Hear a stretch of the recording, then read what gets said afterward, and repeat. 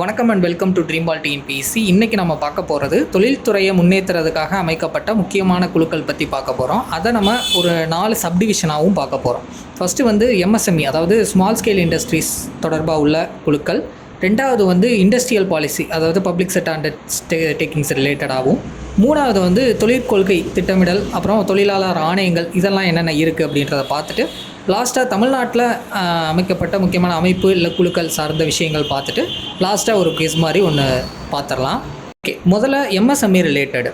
1955 கார்வே குழு அமைச்சிருப்பாங்க. அதாவது இந்தியாவோட 2வது ஐந்தாண்டு திட்டத்தில் கனரக தொழில்களுக்கு தான் முன்னுரிமை கொடுத்துருப்பாங்க. ஆனால் கிராமப்புறத்தில் வேலைவாய்ப்பு அதிகரிக்க சிறு தொழில்கள் தான் முக்கியம் அப்படின்றத உணர்த்துறதுக்காக அமைக்கப்பட்ட குழு தான் இந்த கார்வே குழு. ஸோ கிராமம் மற்றும் சிறு தொழில் குழு அப்படின்னாலே கேட்டாலே கண்ணை மூடிட்டு நீங்கள் கார்வே குழுன்னு ஆன்சர் போடலாம். ஸோ 1955 அந்த செகண்ட் 5 இயர் பிளானில் அந்த டயத்தில் பீரியடில் போடப்பட்ட குழு தான் இந்த கார்வே குழு. அடுத்ததான் 1997 அபித் உசைன் குழு. இது வந்து சிறுதொழில் சீர்திருத்த குழுன்னே சொல்லலாம். அதாவது முன்னாடிலாம் வந்து சிறு தொழில்களுக்கு மட்டுமே அப்படின்னு ஒதுக்கப்பட்ட தயாரிப்புகளுக்கு எல்லாமே தளர்த்திட்டு டீரிசர்வேஷன் பண்ணிவிட்டு இப்போ இருக்கிற தொழில்நுட்பத்துக்கு ஏற்ற மாதிரி நவீனமயமாக்கலுக்கு பரிந்துரை செய்த குழு தான் இந்த அபித் உசைன் குழு. இதில் இயர் ரொம்ப முக்கியமாக ஞாபகம் வச்சுக்கோங்க, 1997. அடுத்த வருஷமே 1998 எஸ்எல் கபூர் குழு அமைக்கிறாங்க. இது எதுக்காகனா சிறு தொழில்களுக்கான வங்கி கடன் கிரெடிட் வழங்குகிற முறையை வந்து சீரமைக்கிறதுக்காக உருவாக்கப்பட்டது.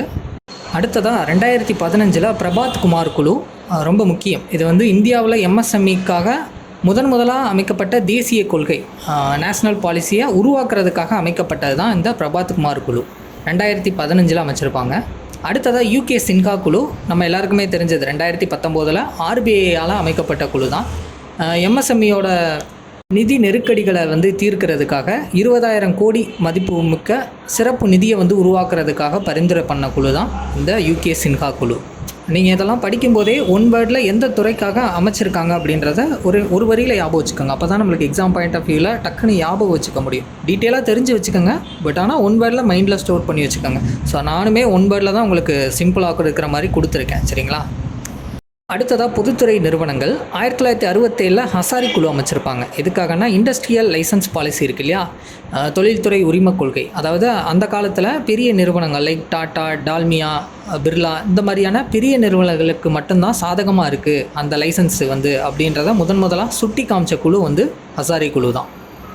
அடுத்ததான் 1969 தத் குழு, தத் கமிட்டின்னு சொல்லுவோம் இல்லையா, விசாரணை குழுன்னே சொல்லலாம். ஏகபோக வர்த்தக தடை சட்டம், அதாவது எம்ஆர்டிபி ஆக்ட் 1969 உருவாக காரணமாக இருந்த குழு தான் தத் குழு. இது ஆல்ரெடி நம்ம பார்த்துருப்போம். அடுத்ததான் 1981 திவாரி குழு, சிக் இண்டஸ்ட்ரீஸ் பற்றி ஆராயறதுக்காக அமைக்கப்பட்ட குழு. இந்த குழு மூலமாக ஒரு சட்டமும் ஒரு வாரியமும் அமைச்சிருப்பாங்க. என்னென்ன அப்படின்னா SICA, அதாவது சிக் இண்டஸ்ட்ரியல் கம்பெனிஸ் ஆக்ட் அப்படின்னு சொல்லி 1985லையும், board for industrial and financial reconstruction சொல்லிட்டு தொழில்துறை மற்றும் நிதி மறுசீரமைப்பு வாரியம் அப்படின்றத 1987லையும் அமைச்சிருப்பாங்க. ஸோ திவாரி குழுவினால் அமைக்கப்பட்டதை ரெண்டையும் ஃபுல் ஃபார்மோட தெரிஞ்சு வச்சுக்கோங்க. 1981. அடுத்ததாக 1984 அர்ஜுன் சென்குப்தா குழு.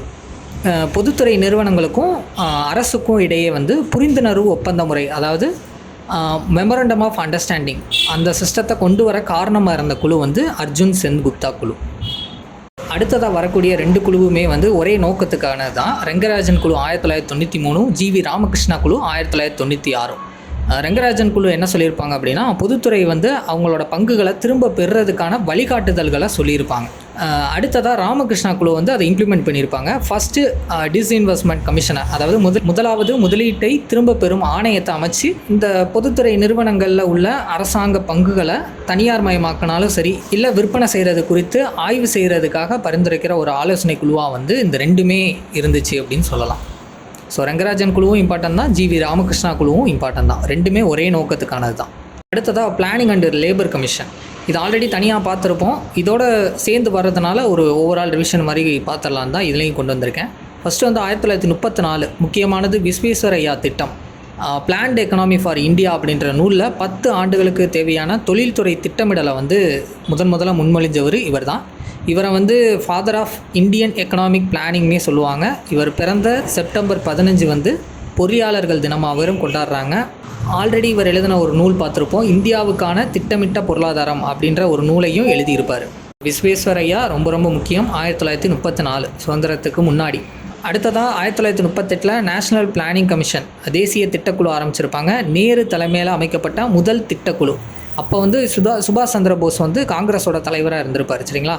நேரு தலைமையில் அமைக்கப்பட்ட முதல் திட்டக்குழு இந்த தேசிய திட்டக்குழு 1938. அடுத்ததான் நம்மளுக்கு தெரியும் பாம்பே திட்டம் 1944 8 முன்னணி தொழிலதிபர்கள் சேர்ந்து ஒரு 15 ஆண்டுகளுக்கான தொழில்துறை வளர்ச்சி திட்டத்தை வந்து போட்டிருப்பாங்க. அடுத்ததாக ஃபஸ்ட்டு தொழிலாளர் ஆணையம் 1966, அப்படியே திருப்பி போட்டால் செகண்ட் தொழிலாளர் ஆணையம் 1999. சரிங்களா? ஃபஸ்ட்டு தொழிலாளர் ஆணையத்தில் யார் தலைமை ஏற்றிருப்பாருன்னா கஜேந்திர கட்கர். செகண்ட் தொழிலாளர் ஆணையம் 99 ரவீந்திர வர்மா தலைமை வச்சுருப்பார். அவர் தான் வந்து புதுசாக ஒரு 4 லேபர் கோட்ஸை வந்து உருவாக்கியிருப்பாங்க. அது என்னது 4 லேபர் கோட்ஸ்லாம் ரொம்ப யோசிக்க வேணாம். அவங்களுக்கு ஊதியம் சரியாக கிடைக்கின்றதுக்காக ஊதிய சட்டம், அப்புறம் அவங்க தொழிலாளர்களுக்குள்ள உறவுகள் சட்டம்னு, அப்புறம் சமூகத்தில் பாதுகாப்பு வேணுன்றதுக்காக சமூக பாதுகாப்பு சட்டம், அப்புறம் தொழில் பாதுகாப்பு சட்டம். இதுதான் அந்த 4 லேபர் கோட்ஸ். சரிங்களா?